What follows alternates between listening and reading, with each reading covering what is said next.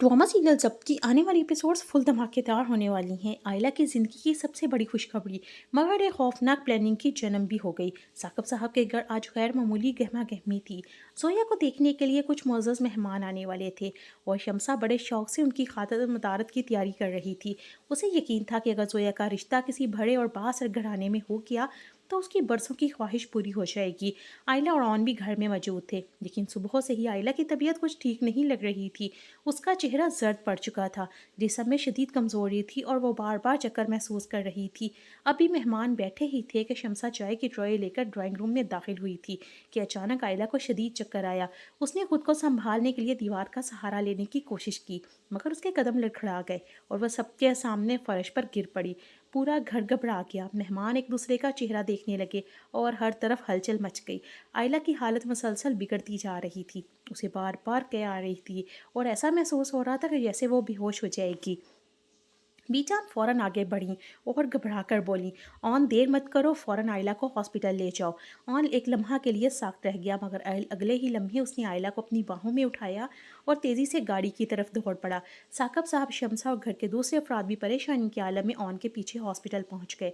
जोया के रिश्ते की तमाम बातें वहीं पर रह गईं और पूरा ख़ानदान हॉस्पिटल के इमरजेंसी वार्ड के बाहर जमा हो गया। हॉस्पिटल के राहदारी में ऑन बेचैनी से टहल रहा था। उसकी आंखों में आंसू थे और बार बार अल्लाह से दुआ मांग रहा था कि आयला को कुछ ना हो। दूसरी तरफ शम्सा एक कोने में खड़ी मुसलसल ऑन को कसूरवार ठहरा रही थी और दिल ही दिल में उसे बुरा भला कह रही थी। कुछ देर बाद डॉक्टर रिपोर्ट हाथ में लिए बाहर आए। ऑन फौरन उनके पास पहुंचा और घबराई हुई आवाज़ में पूछा, डॉक्टर साहब, मेरी बीवी तो ठीक है ना? अचानक उसे क्या हो गया? डॉक्टर मुस्कुरा दिए और ऑन के कंधे पर हाथ रखकर बोले, घबराने की कोई ज़रूरत नहीं, बल्कि मुबारक हो, ये तो खुशी की बात है। आपकी अहलिया उम्मीद से हैं और बहुत जल्द आपके घर एक नन्हा मेहमान भी आने वाला है। ये सुनते ही ऑन जैसे बिल्कुल खामोश सा हो गया। उसे अपने कानों पर यकीन ही नहीं आ रहा था। चंद लम्हे बाद उसके कानों के खुशी से आंसू निकलने लगे। उसे बिल्कुल उस डॉक्टर की बात पर यकीन ही नहीं आ रहा था और दौड़कर बीजान के गले लग गया और रोती हुई आवाज़ में बोला, बीजान, मैं बाप बनने वाला हूँ। अल्लाह ने मेरी दुआ कबूल कर ली।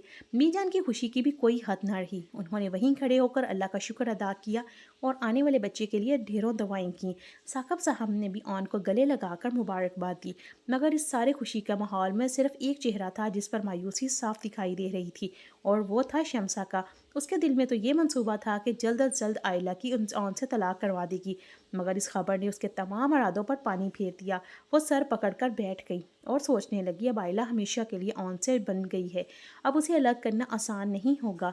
जब ऑन कमरे में आयला के पास आया तो दोनों की आंखों में खुशी के आंसू थे।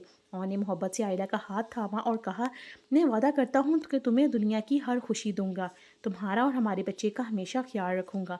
ये सुनकर आयला की आंखें भी भीग गईं। वो जिस रिश्ते से कभी दूर भागती थी, आज उसी रिश्ते ने उसे अपना सुकून दे दिया था।